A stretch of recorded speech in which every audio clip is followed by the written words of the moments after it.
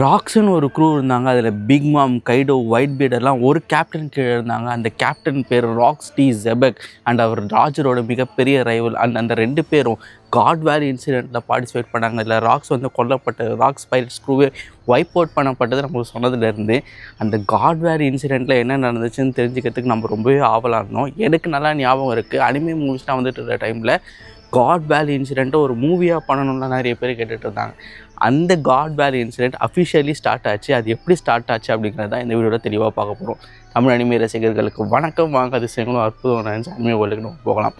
இது one piece chapter 1159 complete break down. 39 years before pirate ஐலாண்டை காட்டுறாங்க. அந்த பைரட் ஐலாண்டே கதி கலங்கி போயிருக்கு. அதுக்கு ரீசன் யாரோ ஷாக்கியை கிட்னாப் பண்ணிட்டாங்க.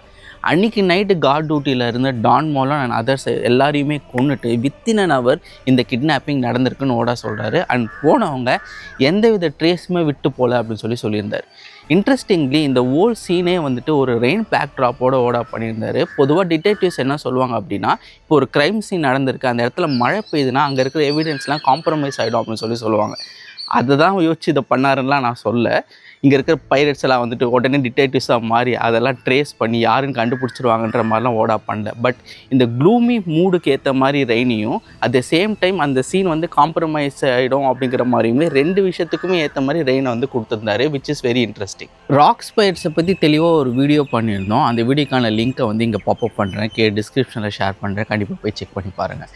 அதில் டான் மாலன் பற்றி என்ன சொல்லியிருந்தேன் அப்படின்னா, அவர் வந்து அநேகமாக வெஸ்ட் ப்ளூலேருந்து வந்திருக்கணும். Is a mafia gang leader and ஒரு டானு. அண்ட் வெஸ்ட் ப்ளூவில் வந்துட்டு 5 மாஃபியா ஃபேமிலிஸ் வந்துட்டு இருந்தாங்க.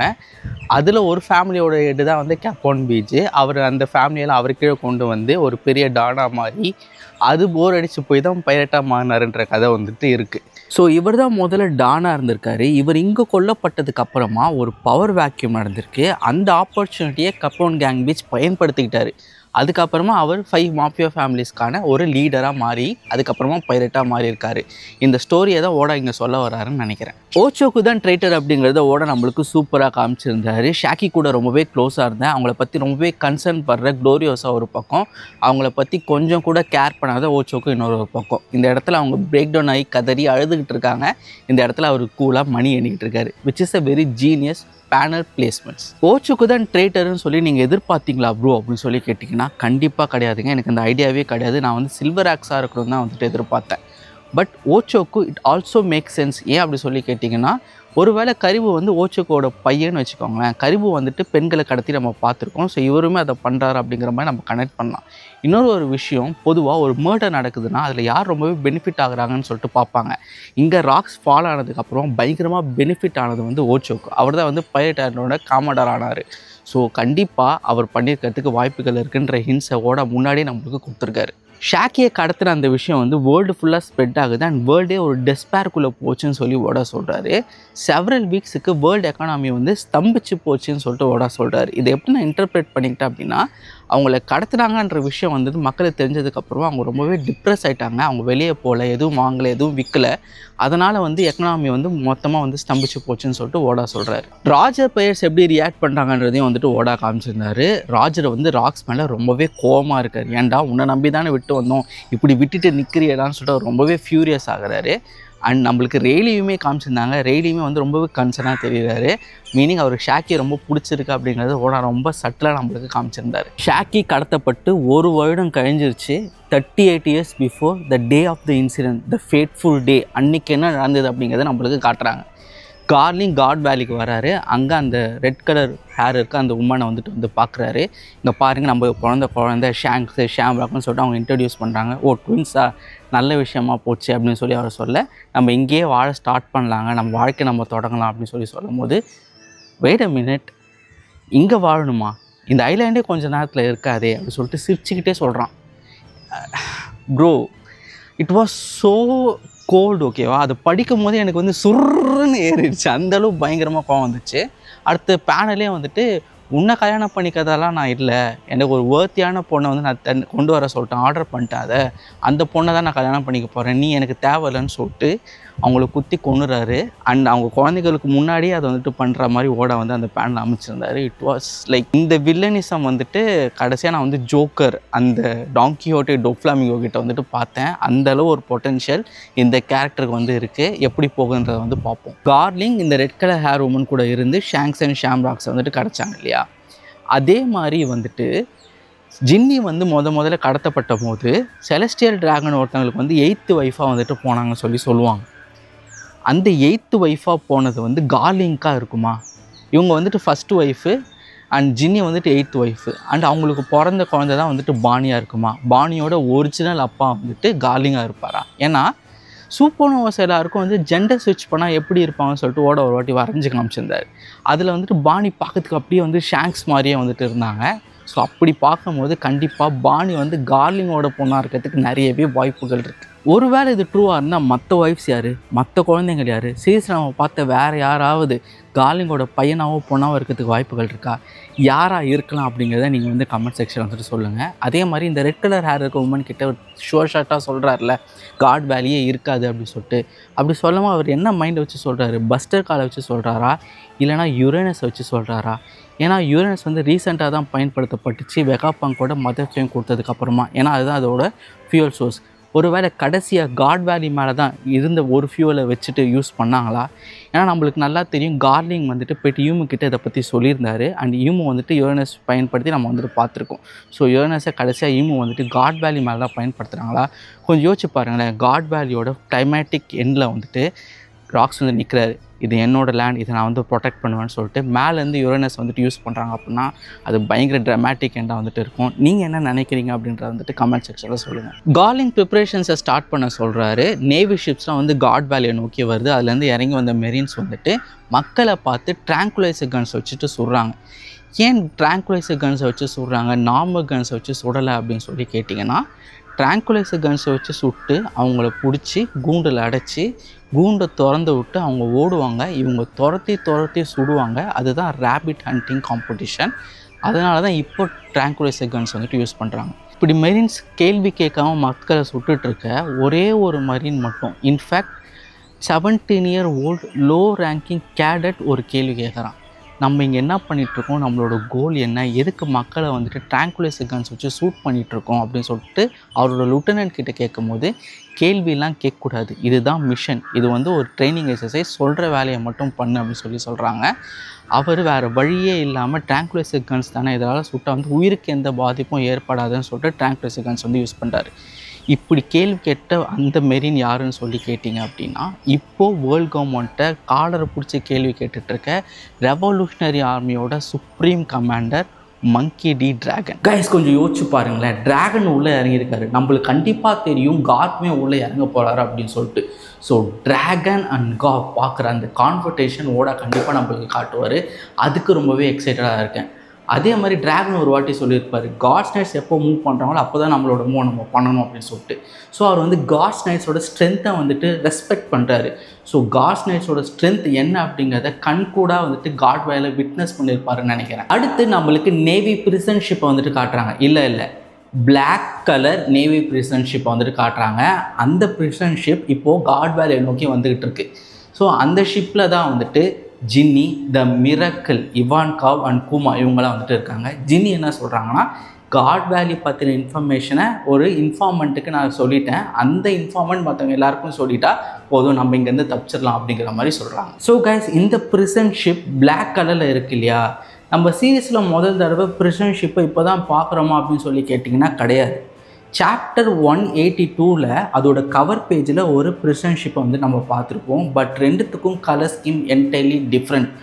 ஓடா இதை டெலிபரேட்டாக பிளாக் கலரில் வந்துட்டு கொடுத்துருக்காரு. இதுக்கு எதனா சிக்னிஃபிகன்ஸ் இருக்குமா இல்லையான்றதை அவர் தான் சொல்லணும். பட் எனக்கு இருக்க தியரியை நான் சொல்கிறேன். இது ஒரு பிளாக் கலர்டு ஷிப், நம்மளுக்கு தெளிவாக தெரியுது. ஸோ இந்த இடத்துல ஒரு அழிவு ஏற்பட போகுது. இந்த இடத்துல ஃபயர்ஸ் ஏற்பட வாய்ப்புகள் இருக்குது. ஃபயர்ஸ் ஏற்பட்டால் அங்கே இருக்கிறவங்களுக்கு பேர்ன் ஸ்கார் ஏற்பட வாய்ப்புகள் இருக்குது. இங்கேருந்து ஒருத்தன் இந்த ஷிப்பை எடுத்து தப்பிச்சுட்டு போயிருக்கான். அவன் தான் the guy mark by flames. So God வேலியில் இருந்த யாரோ ஒருத்தர் தான் அந்த மேன் மார்க்டு பை ஃப்ளேம்ஸ். அடுத்து நமக்கு ஜின்னியோட இன்ஃபார்மெண்ட் யாருன்னு சொல்லி காட்டுறாங்க. அவர் வேறு யாரும் இல்லை, the most powerful person in One Piece, big news Morgans. அவர் சைஃபர் ஹோல் கிட்ட போய்ட்டு வந்த டிரான்ஸ்மிஷனை கேட்டிங்கல்ல, வெளியில் சொல்லக்கூடாதுன்னா எனக்கு காசு கொடுங்க அப்படிங்கிற மாதிரி கேட்குறாரு. அதுக்கு சைஃபர் ஹோல் அவரை பார்த்துட்டு, யாரா அவன், சின்ன பையன் 15 வயசு தான் இருக்கும், ஒரு சின்ன பேப்பர் வச்சு நடத்திட்டு இருக்கான், இவன் நம்மளை மிரட்டுறான், யார்கிட்ட வந்து என்ன பேச்சு, உன்னை எரேஸ் பண்ணிடுவோம் தெரியும்னு சொல்லிட்டு மிரட்டுறாங்க.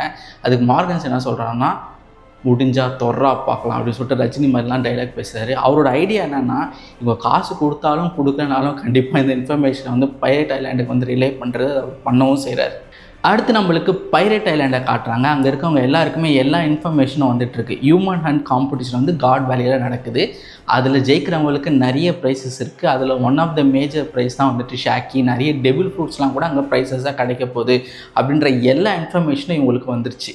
அண்ட் ஒரு குரூப் வந்து ஷாக்கியை கூட்டிகிட்டு வரலான்னு சொல்லிட்டு வெறியாக கத்திக்கிட்டு இருக்க பிக் மாம் சொல்கிறாங்க, அந்த இடத்துல நிறைய டெபிள் ஃபுட்ஸ் வந்துட்டு ப்ரைஸஸாக இருக்காங்க கைடோ, உனக்கு ஏதாச்சும் யூஸ் ஆகுமா பாரு அப்படிங்கிற மாதிரி கைடோ கிட்ட கேட்குறாங்க. அது கைடோ வந்து, ஓ அப்படியாக்கா, இது என்னக்கா பண்ணும் அப்படிங்கிற மாதிரி கேட்டுட்டு இருந்தார். அந்த ரிலேஷன்ஷிப் பார்க்கறதுக்கு ரொம்பவே க்யூட்டாக இருக்குது. எல்லாருமே ஒரு மனதாக வந்துட்டு ஷாக்கியை கூட்டிகிட்டு வரலான்னு பேசிகிட்டு இருக்க, ஒரு 2 பேர் மட்டும் இதுக்கு ஆப்போசிட்டாக பேசிகிட்டு இருந்தாங்க. ஒன்று வந்து ஆப்வியஸ்லி ஓஷோக்கு. அவர் என்ன சொல்கிறாருன்னா, இது ஏதோ வந்துட்டு நம்மளுக்கு சரியாக பண்ணலங்க, இது ஏதோ ட்ராப் மாதிரி இருக்குது, ரொம்ப ஃபிஷ்ஷாக இருக்குது அப்படிங்கிற மாதிரி சொல்கிறாரு. ஸ்டூ சைடுமே அதே தான் சொல்கிறாரு, நம்மளுக்கு யாரோ ரூட்டு போடுறாங்க, நம்மளை சுற்று போட்டுறாங்க உள்ளே போனால் அப்படிங்கிற மாதிரி அவருமே வந்துட்டு ஆப்போசிட்டாக பேசுகிறாரு. நமக்கு நல்லா தெரியும் டான் மாலும் ஒரு பவர்ஃபுல்லான பைரட், அதே மாதிரி தான் ஷாக்கியுமே ரொம்பவே பவர்ஃபுல்லான பைரட். டான் மாலனை கொண்டுட்டு, காட்ஸ் எல்லாரையும் கொண்டுட்டு ஷாக்கியை தூக்குறது, அதுவும் இது எல்லாமே 1 ஹவரில் எந்த ட்ரேசஸும் இல்லாமல் பண்ணுறது எல்லாமே ஓச்சோக்கு மட்டுமே பண்ணியிருப்பாருன்னு சொன்னால் என்னால் அதை நம்ப முடியல. அவருக்கு யாராவது கூட இருந்து ஹெல்ப் பண்ணியிருக்கணும். அதில் ஒரு ஆள் கண்டிப்பாக ஸ்ட்ரூசனாக இருக்கும்னு சொல்லிட்டு எனக்கு தோணுது. இன்னொரு ஆள் இன்வால்வ் ஆகிருந்தால் அது கண்டிப்பாக சில்வர் ஆக்ஸாக இருக்கும்னு சொல்லி எனக்கு தோணுது.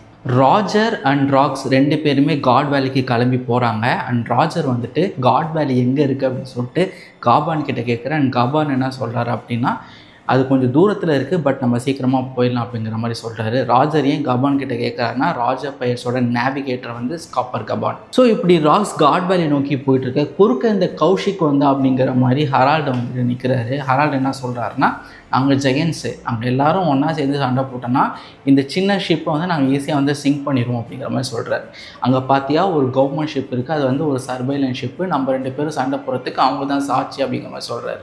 அண்ட் ராக்ஸ் என்ன சொல்கிறாங்கன்னா, ஓ இன்னும் நீ அதை பற்றி பேசிகிட்டு இருக்க, கவர்மெண்ட் கூட சேர்றதை பற்றி நீ இன்னும் திருந்தவே இல்லையா, எங்களாலேயும் சண்டை போட முடியும், பட் சண்டை போகிற ஐடியாவில் நாங்கள் இல்லை, உங்ககிட்ட கொஞ்சம் தனியாக பேசணும் அப்படிங்கிற மாதிரி கேட்குறாரு ஹரால்டு. நான் இப்போ எங்கே போகிறேன்ற ஐடியா உனக்கு ஆல்ரெடி இருக்கும்னு நான் நினைக்கிறேன். இப்போ நான் சொல்ல போகிற இந்த விஷயத்தை நான் என்னோடய க்ரூமேட்ஸ் கிட்ட கூட சொன்னது கிடையாது, உங்ககிட்ட மட்டும்தான் நம்பி சொல்கிறேன். எனக்கு இன்னொரு பேர் இருக்குது, அந்த பேர் டேவி டி ஜெபக். ஓ உன்னோட பேர் ராக்ஸ் கிடையாதா?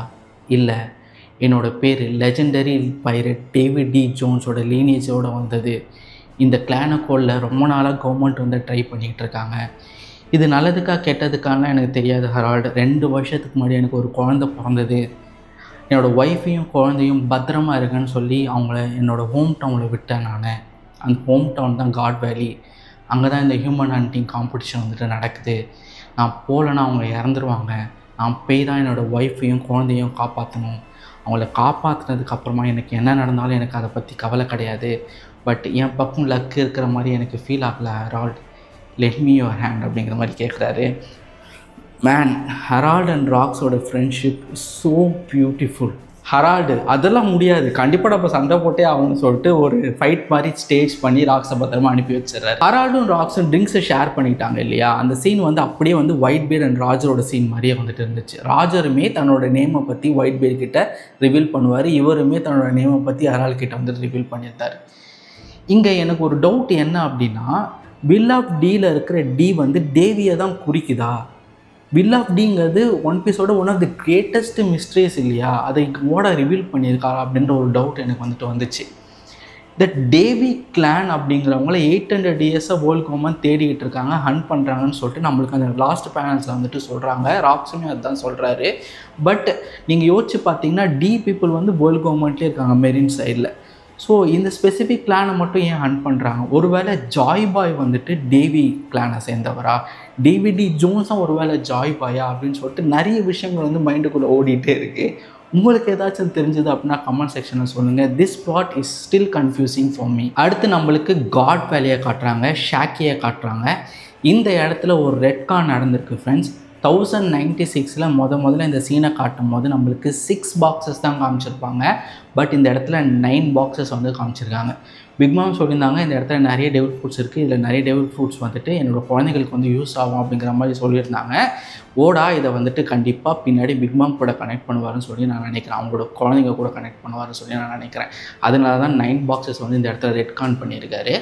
அதில் ஒரு ஃப்ரூட் வந்துட்டு கைடோ கிட்ட போச்சு, ஒரு ஃப்ரூட் வந்துட்டு கூமா கிட்ட போச்சு. ஒரு டெவில் ஃப்ரூட்டை வந்து அநேகமாக ட்ராகன் சாப்பிட்ருக்கலாம். யோசிச்சு பாருங்களேன், ஷாங்க்ஸை சேவ் பண்ணும்போது ஒரு ட்ரெஷர் செஸ்ட் ஓப்பன் பண்ணியிருக்காரு, அங்கே ஒரு டெவில் ஃப்ரூட் வந்துருக்கு. அதை சாப்பிட்டுட்டு ஷாங்க்ஸ் வந்து அந்த செஸ்ட்டுக்குள்ளே வந்துட்டு வச்சுருக்கலாம்.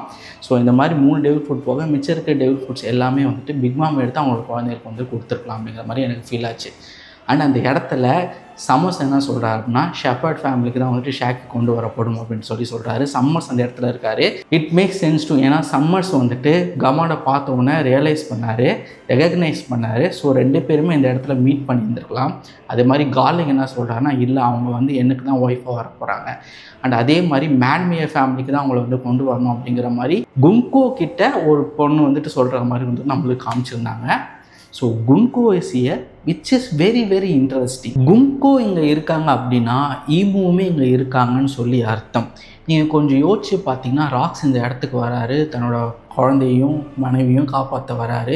அந்த நேரத்தில் ஈமு அவர் மேலே வந்து டாமி ரிவர்ஸ் யூஸ் பண்ணியிருந்தாங்க அப்படின்னா, he will become the most vilest villain of all time. And அதுக்கப்புறமா ராக்ஸ் கூட வந்துட்டு ராஜரும் கார்ப்பும் சண்டை போட்டு அவரை தோக்கடிச்சிருக்கலாம். அண்ட் ஃபைனல் பேனல்ஸில் என்ன ஆகுதுன்னு சொல்லி பார்த்தீங்கன்னா, கார்லிங் வந்து அந்த ரெட் கலர் ஹேர் உமனை வந்துட்டு குத்துனார் இல்லையா, அவங்க ஒரு இடத்துல போய் ஒழிஞ்சிருக்காங்க. அந்த பிளட் ட்ரையலை ஃபாலோ பண்ணி ட்ராகன் போய்ட்டு அவங்கள பார்க்குறாரு. ட்ராகனை பார்த்ததும், நான் எப்படியும் சாக போகிறேன், என்னோடய குழந்தைங்களை காப்பாற்றுங்க, அவங்கக்கிட்ட அந்த குழந்தைங்க கிடைக்காத மாதிரி பார்த்துக்கங்க அப்படின்னு சொல்லி கேட்குறாங்க. அண்ட் ட்ராகன் என்ன பண்ணுறாரு அப்படின்னா, கொண்டு வந்து ஷாங்க்ஸை ஒரு ட்ரெஷர் செஸ்ட்டில் வைக்கிறாரு. அந்த ட்ரெஷர் செஸ்ட்டை எடுத்து ராஜர் வந்துட்டு பார்க்குறாரு, அதில் ஷாங்க்ஸ் இருக்காரு, ஷாங்க்ஸை வளர்க்குறாரு. ஷாங்க்ஸ் போயிட்டு லூஃபியை வந்துட்டு காப்பாற்றுறாரு. அந்த rest is history. The beginning is the end, the end is the beginning, everything is connected. எனக்கு என்ன ஃபீல் ஆச்சு அப்படின்னா, உட்காந்து பொறுமையாக ஒரு க்ரூவை க்ரியேட் பண்ணிவிட்டு, அந்த க்ரூ எப்படி அழிஞ்சதுன்னு சொல்லிட்டு காட் வேலி இன்சிடென்ட் க்ரியேட் பண்ணிவிட்டு, அதை சுற்றி ஒன் பீஸை வடிவமைச்ச மாதிரி பின்னின மாதிரி எனக்கு ஃபீல் ஆச்சு. கொஞ்சம் யோசிச்சு பாருங்கள், every single thing is connected to Rocks and God Valley incident. So முதல்ல இதை உட்காந்து எழுதியிருப்பாங்கன்னு சொல்லிட்டு எனக்கு ஃபீல் ஆச்சு. அந்தளவு இன்ஃபர்மேஷன் எல்லாமே பாயிண்டிங் டுவர்ட்ஸ் காட் வேலி அண்ட் ராக்ஸ் இன்சிடென்ட். அடுத்து நம்மளுக்கு டீச்சர் காட்டுறாங்க, குட்டி டீச்சர் காட்டுறாங்க. Teachers very very cute. அவங்க அம்மா வந்து அவரை கன்சோல் பண்ணிகிட்டு இருக்காங்க, நீ எப்படியாவது இங்கேருந்து தப்பிச்சிடணும் கண்ணா அப்படின்னு சொல்லிட்டு இருக்காங்க. அண்ட் அனௌன்சர் என்ன சொல்கிறாருன்னா, இந்த வாட்டி நிறைய சூப்பர் ரேபிட்ஸ் வந்து நம்மளுக்கு கிடச்சிருக்கு, ஒரு பக்னியர் பாய் வந்து கிடச்சிருக்கான். அது மட்டும் கிடையாது, 800 இயர்ஸ் கழித்து டேவி கிளான் மெம்பர்ஸ்மே வந்துட்டு கிடச்சிருக்காங்க அப்படின்னு சொல்லி சொல்கிறாரு. ஸோ கார்லிங் இங்கே கண்டுபிடிச்சது டேவி கிளான் மெம்பர்ஸ். ஸோ இப்படி தான் காட் வேலி இன்சிடென்ட் ஸ்டார்ட் ஆகுது. ஸோ அவ்வளோதான் இந்த சாப்டரை பற்றி சொல்ல வேண்டியிருக்கு. ஏதாவது மிஸ் பண்ணியிருந்தேன் அப்படின்னா கமெண்ட் செக்ஷனில் சொல்லுங்கள். இன்னும் நிறைய டிஸ்கஸ் பண்ணணும் இந்த பாயிண்ட்ஸை பற்றின்னு ஃபீல் பண்ணிங்க அப்படின்னா நீங்கள் டிஸ்கார்ட் சர்வரில் வந்து தாராளமாக டிஸ்கஸ் பண்ணலாம். I will be there. And இந்த வீடியோ உங்களுக்கு பிடிச்சிருந்ததுன்னா லைக் பண்ணுங்கள், ஷேர் பண்ணுங்கள். அண்ட் மறக்காமல் தமிழ் அனிமே கிளப் சப்ஸ்கிரைப் பண்ணுங்கள். அனிமேவை பார்ப்போம், பகிர்வோம், பிலீவ் இட். நான் எங்கே போகிறேன்ற ஐடியா உனக்கு ஆல்ரெடி இருக்கும்னு நான் நினைக்கிறேன். இப்போ நான் சொல்ல போகிற இந்த விஷயத்த என்னோடய க்ரூ கிட்ட கூட நான் சொன்னது கிடையாது, உங்ககிட்ட மட்டும்தான் நான் சொல்கிறேன். எனக்கு இன்னொரு பேர் இருக்குது, பாஷா.